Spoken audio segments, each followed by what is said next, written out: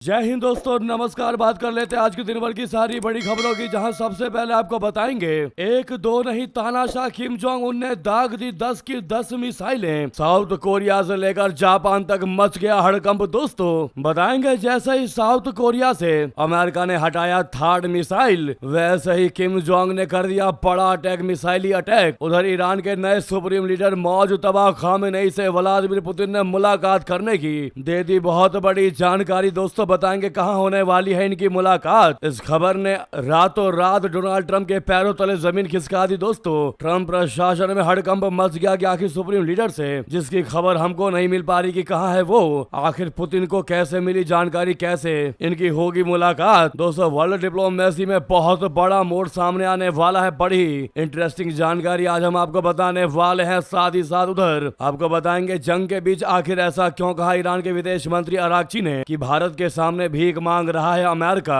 किस बात को लेकर भीख मांग रहा है। तो वहीं बंगाल में कोलकाता में मोदी की रैली से पहले मच गया बवाल, बीजेपी टीएमसी कार्यकर्ताओं में पत्थरबाजी की बहुत बड़ी खबर। दोस्तों बेहतरीन से बेहतरीन जानकारी आज आपको बताने वाले हैं, बस आप वीडियो के अंत तक लास्ट तक बने रहिएगा। और खबरों में आगे बढ़ने से पहले अपने देश भारत के संप्रभुता अखंडता का पुरजोर समर्थन करते हैं तो वीडियो को लाइक करके इस चैनल को सब्सक्राइब करके बेल आइकन दबा के कमेंट में जय हिंद अवश्य कहिएगा। आप बात कर लेते हैं पहली सबसे बड़ी खबर की, जहां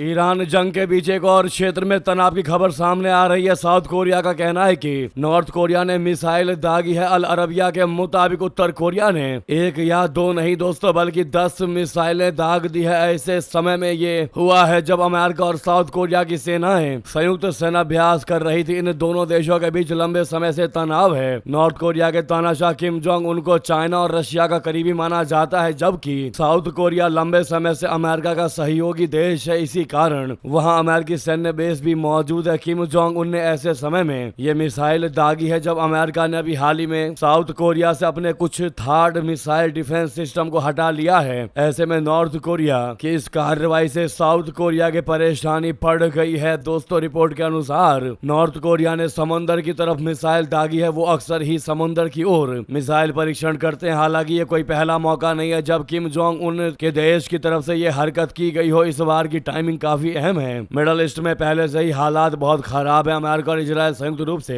ईरान पर हमले कर रहे हैं। ऐसे में उत्तर कोरिया की ओर से मिसाइल दागने के कारण एशिया के एक और जोन में हालात तनावपूर्ण होने की आशंका बढ़ गई है। जापान के रक्षा मंत्रालय के मुताबिक उत्तर कोरिया ने शनिवार को संदिग्ध बैलिस्टिक मिसाइल का प्रक्षेपण किया है। निक्केई एशिया ने सूत्रों के हवाले से बताया कि यह मिसाइल जापान के विशेष आर्थिक क्षेत्र यानी EEZ के बाहर जाकर गिरी। साउथ कोरिया के ज्वाइंट चीफ ऑफ स्टाफ ने एक बयान में बताया कि ये मिसाइलें राजधानी प्योंगयांग के पास के एक इलाके से दोपहर करीब 1:20 देश के पूर्वी तट से सड़े समुद्र की ओर दागी गई। इससे पहले उत्तर कोरिया ने 27 जनवरी को जापान सागर की ओर 2 बैलिस्टिक मिसाइलें दागी थी। दोस्तों इस खबर ने, इस अटैक ने साउथ कोरिया से लेकर जापान तक हड़कंप मचा दिया है। दोस्तों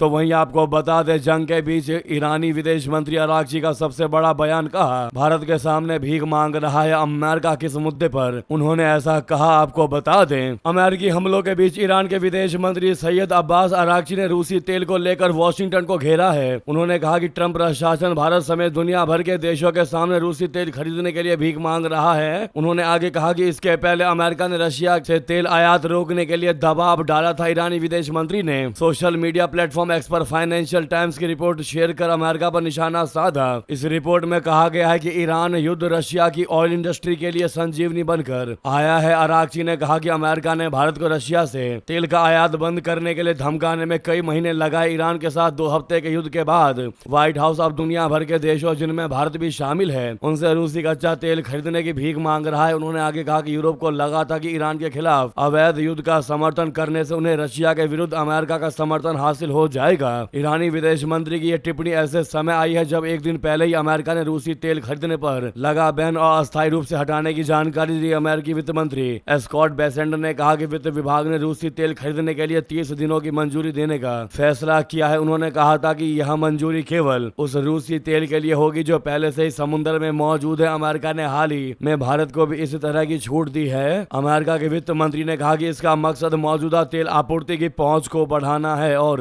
अमेरिका अमेरिकी राष्ट्रपति वैश्विक बाजार में स्थिरता को बढ़ावा देने के लिए निर्णायक कदम उठा रहे हैं। उन्होंने आगे कहा कि इससे रशिया को कोई खास फायदा नहीं होगा, क्योंकि जिस रूसी तेल को मंजूरी दी गई है वो पहले से ही समुद्र में मौजूद है। यानी कि रूसी तेल को लेकर ईरान ने ट्रंप पर तंज कसते हुए क्लियरली कह दिया है कि भारत के सामने गिड़गिड़ा रहा है अमेरिका।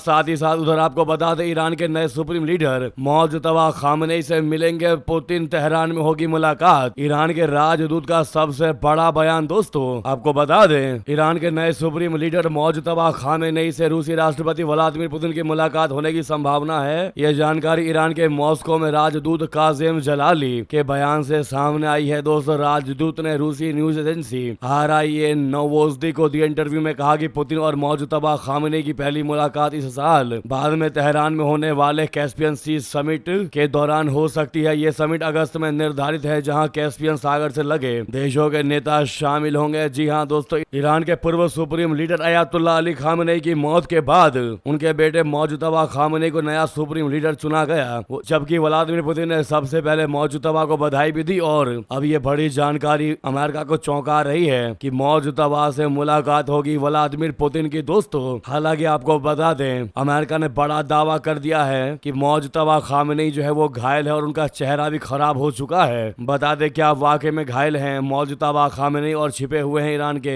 ये सुप्रीम लीडर। दोस्तों अमेरिका के रक्षा मंत्री पीट हेगसेथ ने कहा है कि ईरान के नए सुप्रीम लीडर मुजतबा युद्ध के दौरान घायल हो गए हैं और संभव है कि उनका चेहरा भी बहुत बुरे तरीके से प्रभावित हुआ है। उन्होंने ये भी सवाल उठाया कि क्या खामनेई इस हालत में ठीक तरह से देश का नेतृत्व कर पाएंगे। हेगसेथ ने कहा कि ईरान का नया नेतृत्व डरपोक है, छिपा हुआ है। उन्होंने बताया कि युद्ध की शुरुआत में हुए एक इजरायली हमले में खामनेई के परिवार के कई सदस्य मारे गए थे। इस हमले में उनके पिता और पत्नी की भी मौत हो गई थी। उस घटना के बाद से अब तक खामनेई की कोई नई तस्वीर या वीडियोज सामने नहीं आए। खामनेई की ओर से पहली प्रतिक्रिया गुरुवार को आई, लेकिन वो भी सीधे उनके वीडियोज या आवाज में नहीं थी। उनका बयान टीवी पर एक एंकर ने पढ़कर सुनाया। इस बयान में खामनेई ने कहा कि ईरान स्ट्रेट ऑफ हॉर्मुज को बंद रखेगा। उन्होंने पड़ोसी देशों से यह भी कहा है कि वे अपने यहाँ मौजूद अमेरिकी सैन्य ठिकानों को बंद कर दे, नहीं तो ईरान उनको निशाना बना सकता है। हेगसेथ ने कहा कि ईरान के पास कैमरे और रिकॉर्डिंग की कोई कमी नहीं है, फिर भी खामनेई ने सिर्फ लिखित बयान जारी किया। उनके मुताबिक इससे लगता है कि वो घायल हैं, डरे हुए हैं और छिप कर रह रहे हैं। उन्होंने ये भी कहा कि उनके पिता की मौत हो चुकी है और उनकी वैधता को लेकर भी सवाल उठ रहे हैं। हालांकि ईरान ने इन आरोपों को पूरे तरीके से खारिज कर दिया है। जापान में ईरान के राजदूत पेमान सादात ने कहा कि खामनेई घायल जरूर थे, लेकिन उनकी चोटें हल्की हैं। उनके मुताबिक खामनेई पूरे तरीके से काम कर रहे हैं और देश का नेतृत्व करने में सक्षम है। जी हाँ दोस्तों, तो उधर दोस्तों आपको बता दें,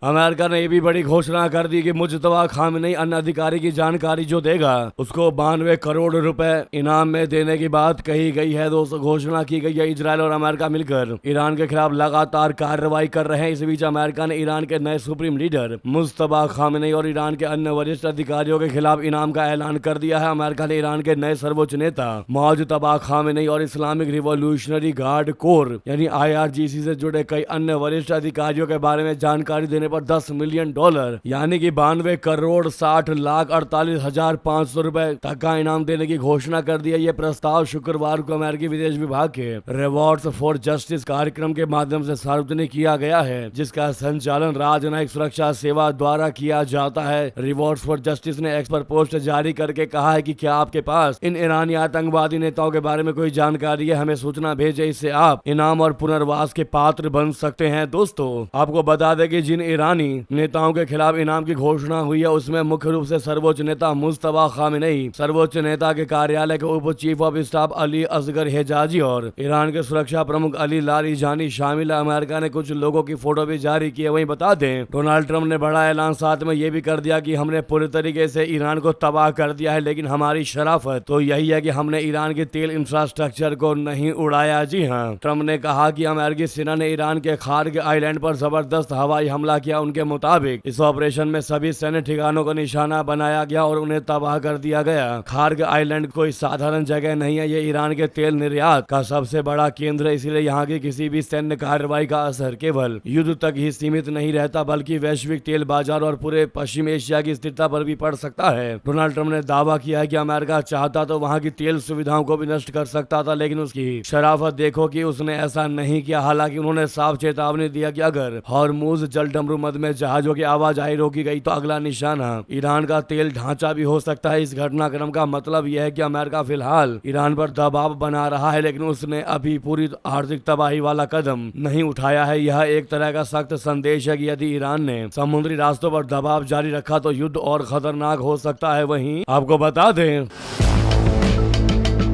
बगदाद में इधर अमेरिकी दूतावास पर मिसाइल अटैक, रडार स्टेशन तबाह। दोस्तों, पश्चिम एशिया में चल रहा युद्ध अब और ज्यादा खतरनाक होता दिखाई दे रहा है। ताजा घटनाक्रम में इराक की राजधानी बगदाद में अमेरिकी दूतावास परिसर के अंदर बने हेलीपैड पर मिसाइल गिरने की खबर सामने आई है। 2 इराकी सुरक्षा अधिकारियों के हवाले से एपी और राइटर्स ने यह जानकारी दी है। शुरुआती रिपोर्ट के अनुसार हमले के बाद दूतावास परिसर के ऊपर धुआं उड़ता देखा गया। हमले में यूएस एम्बेसी की छत पर मौजूद रडार स्टेशन तबाह हो गया, जिसकी वीडियो भी सामने आया है। अभी नुकसान और हताहतों की पूरी तरह तस्वीर साफ नहीं हो पाई है। ये हमला ऐसे समय हुआ है जब अमेरिकी राष्ट्रपति ट्रम्प ने कहा है कि अमेरिकी सेना ने ईरान के खार्ग आइलैंड पर बड़े पैमाने पर बमबारी की है, लेकिन वहीं ईरान ने अगर यह अटैक किया है दोस्तों तो वाकई में अमेरिका को तगड़ा जवाब दिया है। हालांकि इसकी पुष्टि नहीं है कि यह हमला ईरान ने ही करवाया हो। उधर ईरान ने भी धमकी देते हुए ट्रम्प को कह दिया कि अमेरिका से जुड़े तेल संयंत्रों को राख के ढेर में हम भी बदलने को तैयार हैं। अगर हमारे साथ ज्यादती हुई तो हम भी छोड़ने वाले नहीं हैं। जी हाँ, इजराइल और अमेरिका से चल रही 15 दिनों की भीषण जंग के बीच ईरान ने अमेरिका को बड़ी धमकी दी। ईरान ने कहा है कि वो अमेरिका से जुड़ी तेल सुविधाओं को राख का ढेर बना देगा।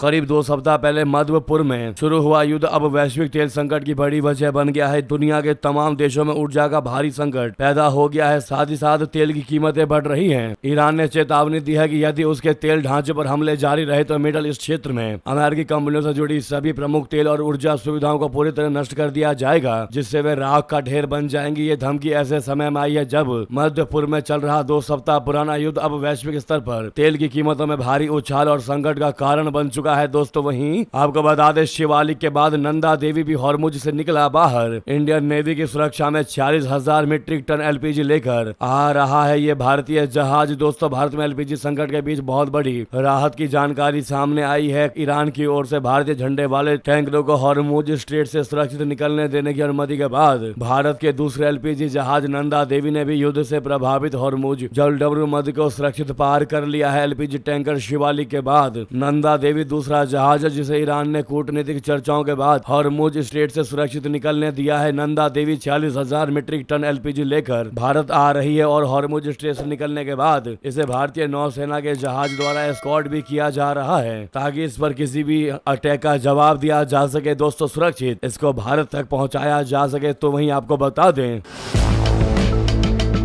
बंगाल के कोलकाता में मोदी की रैली से पहले मच गया भारी बवाल। बीजेपी टीएमसी कार्यकर्ताओं में पत्थरबाजी, पुलिस ने किया लाठी चार्ज। मंत्री शशि पंजा बोली मुझे ईंट मारी गई। जी हां, कोलकाता के गिरीश पार्क इलाके में प्रधानमंत्री मोदी जी की रैली से ठीक पहले बीजेपी और टीएमसी कार्यकर्ताओं में झड़प देखने को मिली है। इस झड़प में बीजेपी टीएमसी कार्यकर्ताओं समेत 2 बाजार पुलिस स्टेशन के इंचार्ज भी घायल हो गए। आरोप है कि टीएमसी कार्यकर्ताओं ने पीएम मोदी जी की ब्रिगेड रैली में जा रही बीजेपी कार्यकर्ताओं से भरी एक बस में हमला किया और उसमें तोड़फोड़ कर दी। जानकारी के अनुसार बीजेपी और टीएमसी दोनों ही पार्टियों के कार्यकर्ताओं ने एक दूसरे पर पत्थर फेंके। बीजेपी ने दावा किया कि पीएम मोदी जी की रैली में शामिल होने के लिए गिरीश पार्क इलाके से गुजरते रही बीजेपी कार्यकर्ताओं की बस पर हमला किया गया। बीजेपी कार्यकर्ताओं का आरोप है कि जब हिंसा भड़की तो पुलिस मूक दर्शक बनी खड़ी रही। एक बीजेपी कार्यकर्ता ने बताया कि हम उस बस में सवार थे जिस पर पत्थरों से हमला किया गया। उन्होंने कहा कि इस हमले में चोटें आई। बीजेपी कार्यकर्ताओं से भरी ये बस बारानगर से चलकर आ रही थी। बस के चालक ने बताया कि उसके साथ भी मारपीट की गई और उसे चोट पहुंचाई गई। बस चालक ने कहा कि बस पर पत्थर फेंके गए जिससे उसका आगे का शीशा टूट गया।